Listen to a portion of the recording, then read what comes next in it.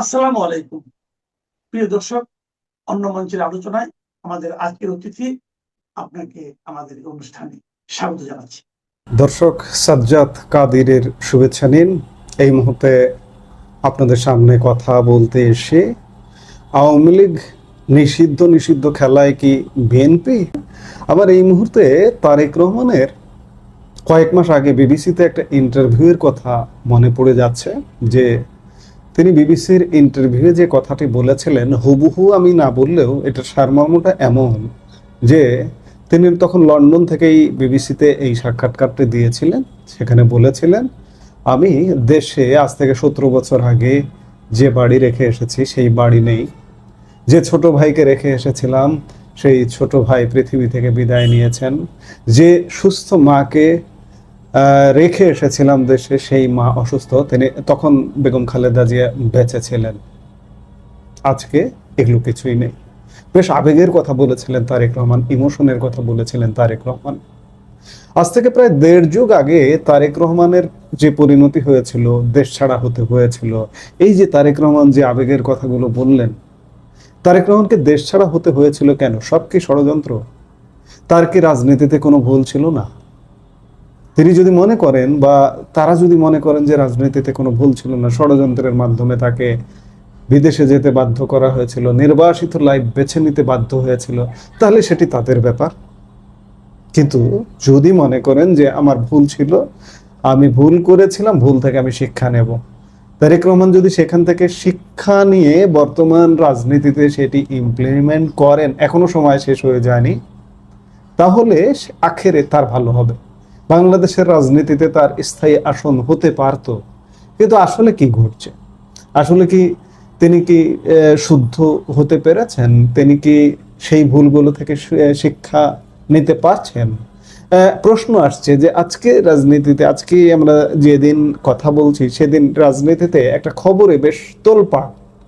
প্রথম সমকাল, দৈনিক সমকাল পত্রিকায় এই খবরটা চোখে পড়েছে, এরপরে অন্যান্য পত্রিকাও এটি নিয়ে খবর করেছে। খবরটি হলো যে আওয়ামী লীগের কার্যক্রম নিষিদ্ধের অধ্যাদেশ আইন হচ্ছে, যুক্ত হচ্ছে শাস্তির বিধান। সমকালের খবরের শিরোনাম এটি।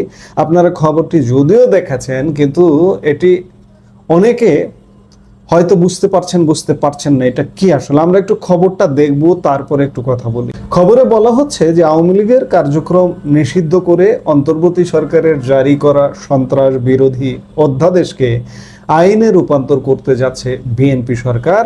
অধ্যাদেশটি সংশোধন করে শাস্তির বিধানও যুক্ত করার প্রস্তাব করা হয়েছে। অন্তর্বর্তী সরকারের সময় বিএনপি বলেছিল, নির্বাহী আদেশে কোনো রাজনৈতিক দল নিষিদ্ধ করার পক্ষে নয় তারা, এ বিষয়ে জনগণই সিদ্ধান্ত নেবে। কিন্তু সরকার গঠনের পর বিএনপি অধ্যাদেশটিকে আইনি পরিণত করার উদ্যোগ নিয়েছে। ফলে নির্বাহী আদেশ প্রত্যাহার না হওয়া পর্যন্ত আওয়ামী লীগের কার্যক্রমের ওপর নিষেধাজ্ঞা থাকছে। আর শাস্তির বিধান সহ এটি আইনে পরিণত হলে আওয়ামী লীগকে রাজনীতি করতে আরো বেগ পেতে হবে। অন্তর্বর্তী সরকারের জারি করা 133টি অধ্যাদেশ ত্রয়োদশ সংসদের প্রথম দিনে গত 13 মার্চ উত্থাপন করা হয়। সেদিন গঠিত 14 সদস্যের বিশেষ কমিটি অধ্যাদেশগুলো যাচাই বাছাই করে। সংবিধানের 93 অনুচ্ছেদ অনুযায়ী অধ্যাদেশ সংসদে পাশ না হলে 30 দিন তথা 12 এপ্রিলের পর তা কার্যকারিতা হারাবে। গত বৃহস্পতিবার বিশেষ কমিটি 98টি অধ্যাদেশ পরিবর্তন ছাড়াই আইনে পরিণত করতে সংসদে বিল উত্থাপনের সুপারিশ করেছে। 15টি অধ্যাদেশ সংশোধন করে বিল উত্থাপনের সুপারিশ করা হয়। 16টি অধ্যাদেশ এখনই উত্থাপন নয় এবং 4টি রহিত করে হেফাজতের সুপারিশ রয়েছে প্রতিবেদনে। যে 15টি অধ্যাদেশ সংশোধন করে বিল হিসেবে সংসদে উত্থাপনের সুপারিশ করা হয়েছে, এর অন্যতম হলো 2025 সালের 11 মে জারি করা সন্ত্রাস বিরোধী অধ্যাদেশ। এই অধ্যাদেশ বলে 2009 সালের সন্ত্রাস বিরোধী আইনের 18 ও 20 ধারা সংশোধন করে গত বছর আওয়ামী লীগ ও দলটির সব সহযোগী ও অঙ্গ সংগঠনের কার্যক্রম নিষিদ্ধ করা হয়। একই আইনে 2024 সালের অক্টোবরে নিষিদ্ধ করা হয়েছিল ছাত্রলীগকে। খেয়াল করুন, আওয়ামী লীগকে নিষিদ্ধ করা হয়েছে কিন্তু একটি নির্বাহী আদেশের মাধ্যমে, এবং নির্বাহী আদেশটা কিসের আলোকে? সন্ত্রাস বিরোধী অধ্যাদেশ। এই সন্ত্রাস বিরোধী অধ্যাদেশটার কয়েকটা ধারা সংশোধন করেছে। আগের যে একটা আইন ছিল 2009 সালের যে একটা সন্ত্রাস বিরোধী আইন ছিল, 18 এবং 20 ধারা সংশোধন করেছে 2025 সালের 11 মে। আবার বলছি, 9 সালের সন্ত্রাস বিরোধী আইন 2025 সালের 11 মে আওয়ামী লীগকে শুধুমাত্র নিষিদ্ধ করার জন্য এই ধারাগুলো সংশোধন করেছে। কিন্তু আগের ধারায় নিষিদ্ধ সংগঠন বা সংগঠন নিষেধ করলে ওই নিষিদ্ধ সংগঠন যদি কোনো কাজ করে, কার্যক্রম পরিচালনা করে, তাহলে শাস্তির বিধান সুস্পষ্ট কিছু ছিল না। কিন্তু 2025 সালে 11 মে যে সন্ত্রাস বিরোধী অধ্যাদেশটা কারেকশন করা হয়েছে, সংশোধন করা হয়েছে, তাতে ইউনূস সরকার শাস্তির বিধান যুক্ত করেছে। আরো লক্ষণীয় বিষয় যে অন্তর্বর্তী সরকার আওয়ামী লীগকে কিন্তু সরাসরি নিষিদ্ধ করেনি বা পুরোপুরি নিষিদ্ধ করেনি, তবে কার্যক্রম নিষিদ্ধ আছে। কোন পর্যন্ত?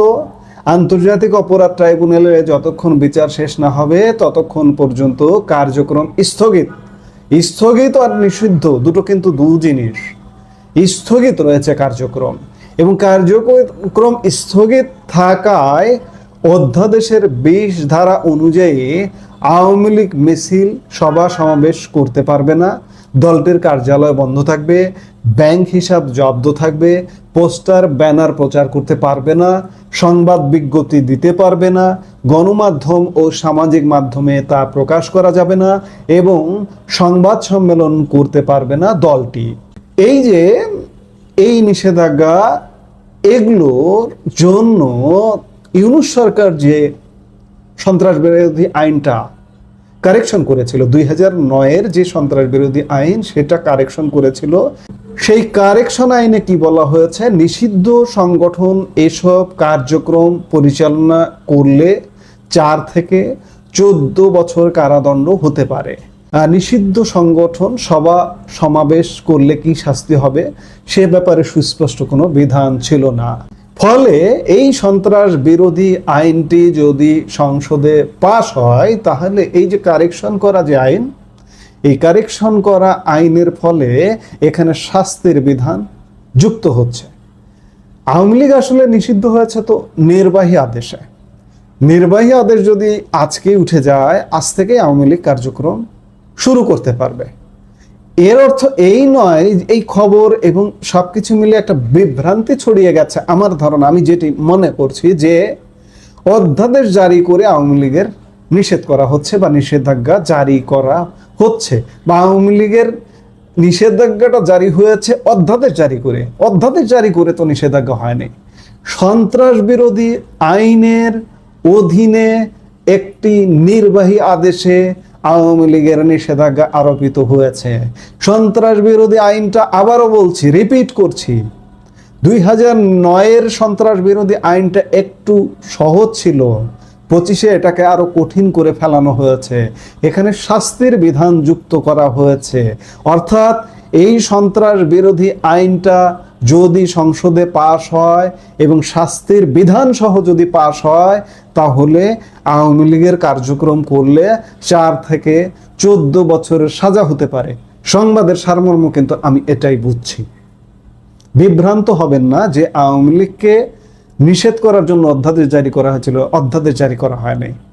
নির্বাহী আদেশে এবং সন্ত্রাস বিরোধী যে আইন, সেই আইনের অধীনে নির্বাহী আদেশের মাধ্যমে আওয়ামী লীগকে নিষিদ্ধ করা হয়েছিল। যাই হোক, সরকার, বিএনপি সরকার এই অধ্যাদেশটি সংসদে পাশ করবার সিদ্ধান্ত নিয়েছে। এতে করে যেটি হবে যে ওই যে শাস্তি প্রযোজ্য হবে। এখানে প্রশ্ন আসেনি যে বিএনপি সরকার আওয়ামী লীগের উপর নিষেধাজ্ঞা উঠাবে নাকি উঠাবে না। এখন পর্যন্ত আওয়ামী লীগের উপর যে নির্বাহী আদেশটা আছে, ওঠানোর কোনো লক্ষণ নাই। এটি নিঃসন্দেহে অ্যালার্মিং। কারণ বিএনপি কি, আমি শুরুতেই বলেছি, বিএনপি কি শিক্ষা নিচ্ছে না? অতীতে 2001-06 আমলে বিএনপি, ক্ষমতাসীন বিএনপি আওয়ামী লীগের উপর যে দমন পীড়ন অত্যাচার, এমনকি গ্রেনেড ছুড়ে হত্যা পর্যন্ত করতে চেয়েছিল আওয়ামী লীগ প্রধানকে।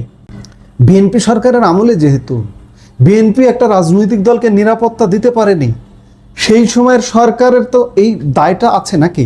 একটা সুস্থ মানুষ, আপনি স্বাভাবিক মানুষ যদি চিন্তা করেন, দায়টা তো থাকতে পারে সেই জায়গায়। এবং শুধু তাই নয়, নানা রকম দমন পীড়ন কার্যক্রমে নানা রকম বাধা বিপত্তি, এবং 2001 সালের নির্বাচন পরবর্তী সময়ে আপনি সংখ্যালঘু নির্যাতনের কথা চিন্তা করুন, কি অবস্থা করা হয়েছিল, নানা রকম অনাচার তৈরি করা হয়েছিল।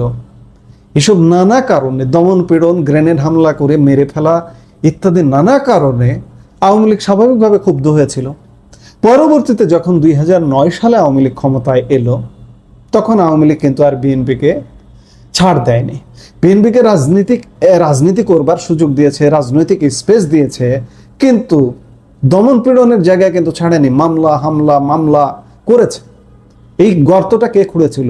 বিএনপি। 2001-06 একটা ভালো রাজনীতি, সহাবস্থানের রাজনীতি যদি বিএনপি সেই সময় করতো, আওয়ামী লীগ, আমি সেই সময়ের কথা বলবো যে আওয়ামী লীগ ভালো রাজনীতি করেছিল। 96 থেকে 2000 চমৎকারভাবে দেশ চালিয়ে তত্ত্বাবধায়ক সরকারের হাতে ক্ষমতা হস্তান্তর করে সুন্দরভাবে একটা নির্বাচন দিয়েছিল। সেই নির্বাচনে বিএনপি বিজয়ী হয়েছিল। কিন্তু বিএনপি ক্ষমতায় এসে কি করেছিল? প্রতিহিংসা চরিতার্থ করেছিল, যার প্রতিহিংসার শিকার হয়েছিল আওয়ামী লীগ 2009 থেকে 24 পর্যন্ত ক্ষমতায় থাকাকালীন, যদি কিছুটা থেকে থাকে।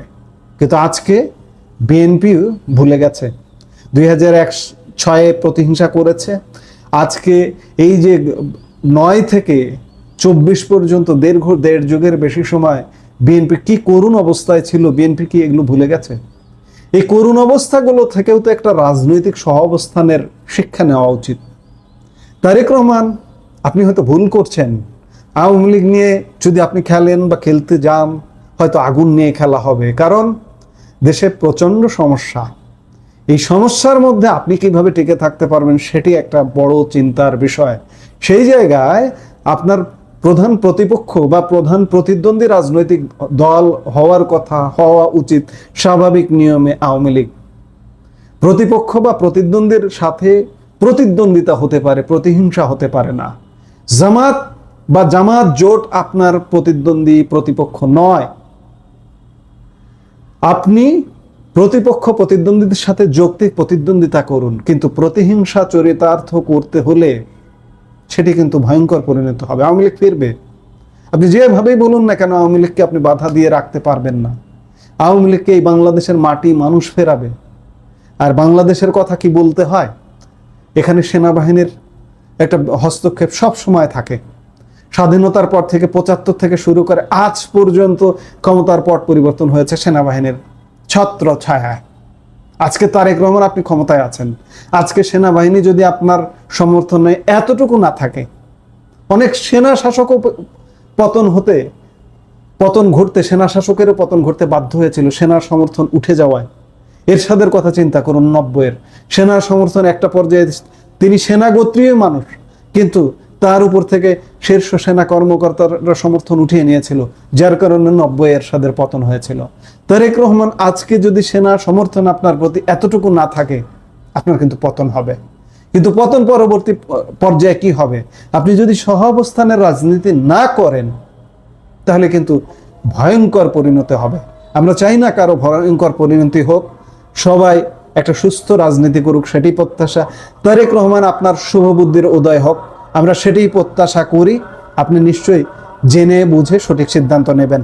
এই প্রথমেই বলেনি, আমি কোনো দলের ডিফেন্ড করছি না, বাস্তবতাটা আপনাদের সামনে তুলে ধরবার চেষ্টা করছি। দেখেন, আমি 5 আগস্টের পর একাধিকবার বলার চেষ্টা করেছি, বাংলাদেশের দুইটা রাজনৈতিক দল বিএনপি এবং জামায়াত, এরা মূলত একই রকম, একটা মুদ্রার এপিঠ ওপিঠ। এইখানে অনেকে অনেক ব্যাখ্যা দাঁড় করাতে পারেন, তবে আমি মনে করি বিএনপির মধ্যে একটা বিশাল অংশ প্রতিক্রিয়াশীল, ঠিক জামাতের মতো। একথা অস্বীকার করবার কোনো সুযোগ নেই। বিএনপির কাছ থেকে যারা ভালো কিছু আশা করেছিলেন কিংবা ভেবেছিলেন, তারেক রহমান, দুঃখিত, মুচিলেকা রহমান, মাননীয় পরাধীন মন্ত্রী, 17 বছর লন্ডন থেকে একজন পরিপক্ক পরিণত রাজনীতিবিদ হয়ে ফিরে এসেছেন, তাদের জন্য এক বালতি পরিমাণ আলকাতরা সমেত সমবেদনা আমাকে জানাতেই হচ্ছে। যারা মনে করেছিলেন বিএনপি আওয়ামী লীগকে রাজনৈতিক স্পেস দেবে, তাদের জন্য উপহার অবশেষে প্রস্তুত করেছে বিএনপি। অন্তর্বর্তী সরকারের সময় বিএনপি বলেছিল না, একাধিক নেতা বলেছিল তারা নির্বাহী আদেশে কোনো রাজনৈতিক দল নিষিদ্ধ করার পক্ষে না, জনগণ এই বিষয়ে সিদ্ধান্ত নেবে, বলেছিল কিনা আপনাদের কি মনে আছে? আমি কি ভিডিওটা দেখাবো? আচ্ছা, ভিডিওটা দেখেন। যে আমরা কোন রাজনৈতিক দলকে নিষিদ্ধ করার পক্ষে নই। কিন্তু বাস্তবতা কি? ক্ষমতায় আসবার পর, প্রভাব বিস্তারের পর সুযোগ পেয়ে বিএনপি সেই অধ্যাদেশকে এখন আইনে পরিণত করার উদ্যোগ নিয়ে ফেলেছে। ফলে নির্বাহী আদেশ প্রত্যাহার না হওয়া পর্যন্ত আওয়ামী লীগের কার্যক্রমের উপর নিষেধাজ্ঞা বহাল থাকছে। আর শাস্তির বিধান সহ এটা আইনে পরিণত হলে আওয়ামী লীগকে রাজনীতি করতে আরো বেশ ব্যাগ পোহাতে হবে। এটা বাস্তবতা আমাদেরকে বলে দিচ্ছে। আইনি মারপ্যাচ এবং রাজনৈতিক বাস্তবতা বলছে ইউনূস জামানার যে 15টি অধ্যাদেশ সংশোধন করে বিল হিসেবে সংসদে উত্থাপনের সুপারিশ করা হয়েছে বর্তমান সংসদে, তার অন্যতম হলো 2025 সালের 11 মে জারি করা সন্ত্রাস বিরোধী অধ্যাদেশ। যে অধ্যাদেশ বলে 2009 সালের সন্ত্রাস বিরোধী আইনের 18 এবং 20 ধারা সংশোধন করে গত বছর আওয়ামী লীগ এবং দলটির সব অঙ্গ সংগঠনকে নিষিদ্ধ করা হয়েছিল। একই আইনে 2024 সালের অক্টোবরে নিষিদ্ধ করা হয়েছিল বাংলাদেশ ছাত্রলীগকে। মনে পড়ে? বিএনপি হয়তো ভুলে যাচ্ছে আওয়ামী লীগ বাংলাদেশের জন্মদাতা, বাংলাদেশকে জন্ম দিয়েছে বাংলাদেশ আওয়ামী লীগ, বাংলাদেশের মানচিত্র, বাংলাদেশের পতাকা, বাংলাদেশের ভূখণ্ড সবকিছুর জন্মদাতা বাংলাদেশ আওয়ামী লীগ। বর্তমানে তারা যা করছে তার 3 গুণ তাদের সময় মতো ফিরে পেতে হবে বলে আমার বিশ্বাস। এখন আপনাদের বিশ্বাস হবে কিনা আমি জানি না। 21 অগাস্টের গ্রেনেড হামলা এবং 5 আগস্ট পরবর্তী বিএনপির যে কর্মযজ্ঞ সারা দেশব্যাপী, কোনো কিছুর ছাড় আওয়ামী লীগ আমার মনে হয় না এই যাত্রায় দেবে। তবে দেখা যাক, ভবিষ্যৎ বলবে, অনেক কিছু ভবিষ্যতের উপর নির্ধারণ করছে। আওয়ামী লীগ জন্মলগ্ন থেকে সংখ্যাগরিষ্ঠ মানুষের রাজনৈতিক সংগঠন। পাকিস্তানি সামরিক সরকারও এই দলকে নিষিদ্ধ করে ঠেকিয়ে রাখতে পারেনি। সেখানে বিএনপির মতো একটি সাংগঠনিকভাবে ব্যর্থ দল যখন আইনের ভয় দেখিয়ে আওয়ামী লীগকে রাজনীতি থেকে সরিয়ে দিতে চায়, তখন সেটা যে চরম হাস্যকর মনে হয়, এটা বোঝার জন্য বিএনপির নেতাদের ওইটুক মেধা নেই। বাকি রইল কি? গ্রেফতারের ভয়। যে দলের নেতাকর্মীরা জয় বাংলা স্লোগান দিতে দিতে হাসি মুখে প্রাণ দিতে পারে, তাদের ভয় দেখিয়ে সুযোগ সুবিধা নেওয়া কোনোভাবেই সম্ভব না। বিএনপি হয়তো এটা এখনো বুঝতে সক্ষম হচ্ছে না। তারেক রহমান বরং ঘোষণা দিতে পারতেন 18 কোটি মানুষের এই দেশে 50% আওয়ামী সমর্থককে একটা মাঠে একত্রে দাঁড় করিয়ে গ্রেনেড দিয়ে উড়িয়ে দেবেন। এই ঘোষণা দিলে অনেকটা ভালোই হতো, বর্তমান প্রেক্ষাপট সেই বলছে। কিন্তু তাতেও কি এদেশের মাটি থেকে বাংলাদেশ আওয়ামী লীগের শেকড় উপড়ে ফেলা সম্ভব? সম্ভব না। শেকড় উপড়ে ফেলা তো সম্ভব না। এদেশের ধুলোবালি থেকে লাখে লাখে জন্ম নেবে জয় বাংলার সৈনিকেরা। 32 নম্বরের ধ্বংসস্তূপের ছাই ভস্য থেকে ফিনিক্স পাখির মতো বারবার পুনর্জন্ম নেবে বাংলাদেশ আওয়ামী লীগ। কেউ তাদের দাবায়ে রাখতে পারবে না। এটা বাংলাদেশের মাটিতে কখনোই সম্ভব হবে না।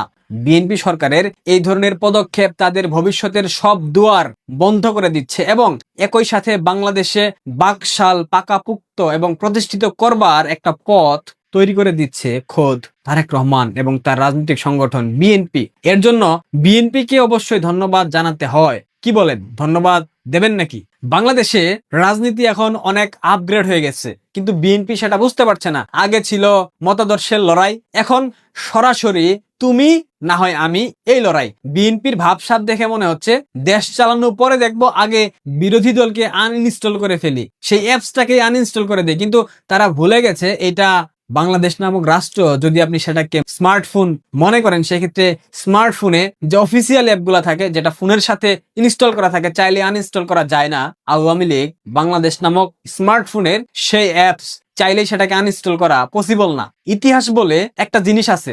2001 থেকে 2006 সালের অধ্যায়টি বাংলাদেশের মানুষ ভুলে গেছে। আমরা কি ভুলে গেছি, নাকি 1 থেকে 2006 সালের সবকিছু বিএনপি রিসাইকেল বিনে ফেলে দিয়েছে। চাইলে কি সম্ভব? সম্ভব না। ক্ষমতায় গিয়ে প্রতিশোধের রাজনীতি খেলতে খেলতে শেষে নিজেরাই 15 বছরের বেশি সময় ধরে আউট অফ সার্ভিস ছিল, রাজনীতির বাইরে ছিল, তারা বালুর ট্রাক সরাতে পারেনি। এটা তো আপনারা দেখেছেন। রেজবি সাহেব পল্টনের সেই অফিসের কেচি গেটের মধ্যে বসে বসে স্লোগান দিত, 6 থেকে 7 জন মানুষ তার সাথে থাকতো। আওয়ামী লীগ 16 বছরও বিএনপি কে পুরোপুরি ডিলিট করতে পারেনি, কিন্তু এখন বিএনপি যদি ভাবে তারা সবাইকে শেষ করে দেবে, আওয়ামী লীগকে নিঃশেষ করে দেবে, তবে তাদের জন্য স্পয়লার একটা অ্যালার্ট দেই, গেম ওভার সবার জন্যই আসবে। এটা শুধুমাত্র আওয়ামী লীগের জন্য এসেছে এমনটা ভাবার কোনো কারণ নেই। এই দেশে একটা নিয়ম খুব পরিষ্কার, স্বচ্ছ পানির মতো, আজ তুমি দমন করবা, কাল আমি দমন করব। আজ তুমি দমন করবা, কাল তুমি দমন হবা। এটাই বাংলাদেশের চিরায়ত পলিটিক্যাল স্টাইল। সুতরাং বিএনপি যা করছে সেটা মোটেও ভালো করছে না, এবং এটার জন্য বিএনপি কে সর্বোচ্চ ভোগ দিতে হবে। এটা আমি বলছি না, এটা বাংলাদেশ আওয়ামী লীগের নেতাকর্মীরা বলছে, বাংলাদেশ আওয়ামী লীগের অনলাইন অ্যাক্টিভিস্ট যারা আছে তারা বলার চেষ্টা করছে, তারা বলছে। এবং বাংলাদেশ আওয়ামী লীগের উপর যে ধরনের জুলুম, অত্যাচার, নিপীড়ন, নির্যাতন হয়েছে, তাতে করে ভবিষ্যতে বিএনপির জন্য খুব ভালো সময় অপেক্ষা করছে না। ইতিহাস থেকে সবাইকে শিক্ষা নিতে হয়। 15 বছরে আওয়ামী লীগ যে ভুলগুলা করেছিল, বিএনপি 1 মাসেই এই ভুলের পুনরাবৃত্তি ঘটাচ্ছে। তারা যদি ইতিহাস থেকে শিক্ষা নিত, তবে তাদের নির্মম পতনের অপেক্ষা করতে হতো না। তারেক রহমানকে সময় বেঁধে দিয়েছিলাম 12 মাস। এখন যা দেখছি তাতে করে আমার মনে হয় না 12 মাস সে সার্ভাইভ করতে পারবে। দেখা যাক, সামনে অনেক কিছু অপেক্ষা করছে। প্রতিবেশী বন্ধুরাষ্ট্র ভারতের সেই স্লো ওভারের ব্যাটিং দেখার অপেক্ষায় থাকেন। প্রিয় দর্শক, ভালো থাকবেন, সাবস্ক্রাইব